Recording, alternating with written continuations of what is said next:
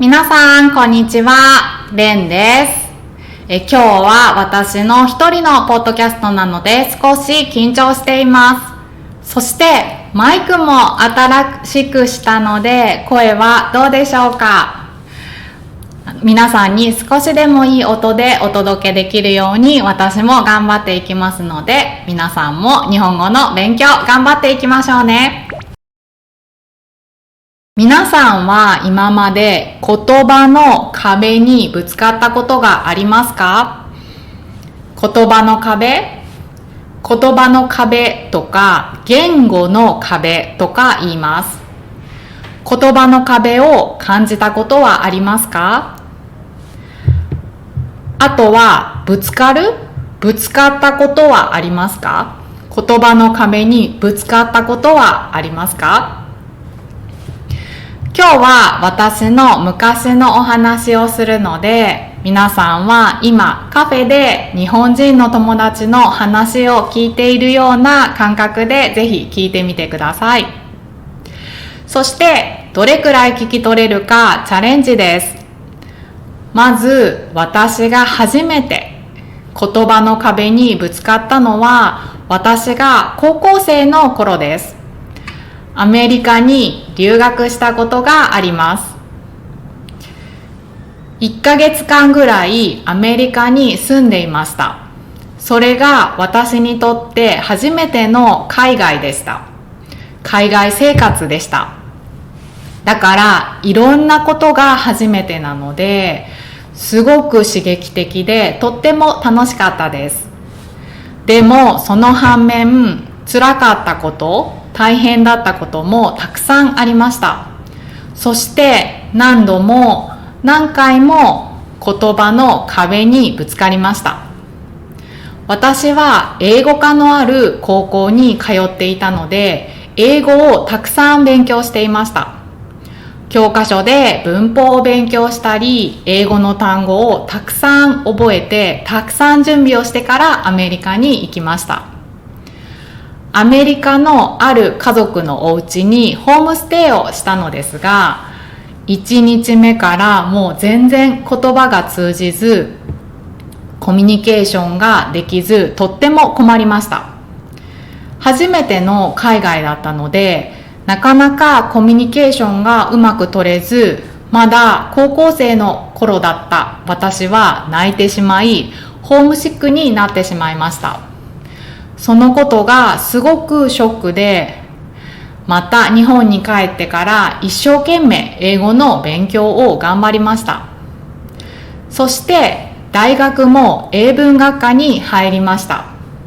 その時私はすごくたくさん英語を勉強しました。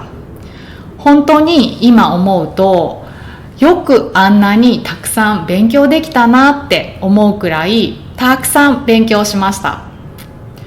自信を持って私はたくさん勉強しましたと言えるくらい勉強をしました。それくらいたくさん勉強しました。自信がありました。私が通っていた大学は半分ぐらいが帰国子女。帰国子女とは子供の時海外で生活して海外で育ってそれから日本に帰ってきた人のことです。帰国子女の人は子供の時に海外で英語を勉強しているので、発音や言葉の使い方がほぼネイティブの方と同じです。だから私が話す日本人の英語と帰国子女の女の子が話す英語の発音はもう全然違います。練習しなくても自然な発音や文法、英語が話せるのが私はとっても羨ましかったです。すごいな、いいなって思ってました。羨ましかったし、正直とっても悔しかったです。私はたくさん勉強したし、たくさん文法も知ってるのにうまく話せない。難しい言葉も知ってるのに自然に話せない。それが本当に悔しくて辛かったです。その時はよく周りの人と自分を比べて自信をなくして落ち込んでいました。その時はどんどん自分の自信がなくなっていきました。そしてそんな自分に腹が立ちました。イライラしました。人と比べている自分を見てすごく腹が立ちましたね。それでもなんとか4年間頑張って大学を卒業しました。その後日本の会社に就職しました。日本の会社では海外営業部に配属されました。海外と取引をする部署です。そこでは海外のお客様に向けて商品を紹介したり、プレゼンテーションをしたりします。英語でプレゼンテーションする機会がありました。たくさんの人の前で英語を話すことはとても緊張しました。そのことを考えるだけで毎日気が重かったです。気が重い、気持ちが重い。なんか毎日楽しくないし、なんだろうな、なんかもうはぁっていう感じです。それまで何度も練習していましたが、本当に緊張して口から心臓が飛び出しそうでした。日本語ですごく緊張した時の表現にドキドキする、緊張する、そして口から心臓が飛び出しそうっていうふうに言います。会議の場所なのでみんなが静かに私の方を見ていて本当に緊張しました。プレゼンテーションは終わりましたが、緊張しすぎて自分の思ったように全然できなくて涙が出てきそうになりました。でもダメだ、みんなの前で泣いちゃダメだと思って我慢しました。でも泣いちゃダメだと思えば思うほど涙がどんどん出てきました。我慢すればするほど泣きたくなりました。そしてそんな時に私の同僚がこんな風に言ってくれました。Don't push yourself。日本語だと無理しないでとか頑張りすぎないでとかという意味ですね。それから Don't think too much。あんまり考えすぎないで。日本人はよく周りの人のことを考えすぎる文化って言われますが、本当に私もいつもいろいろ考えすぎちゃうから、ちゃんと伝わってたかなとか、正しくできたかなとか、きっと私はもう何かに焦ってたんだと思います。焦ってました。正しい英語、きちんと話さなきゃ。綺麗な発音で文法を間違えずにしっかりと話さなきゃって焦ってました。自分で自分にすごいプレッシャーをかけてました。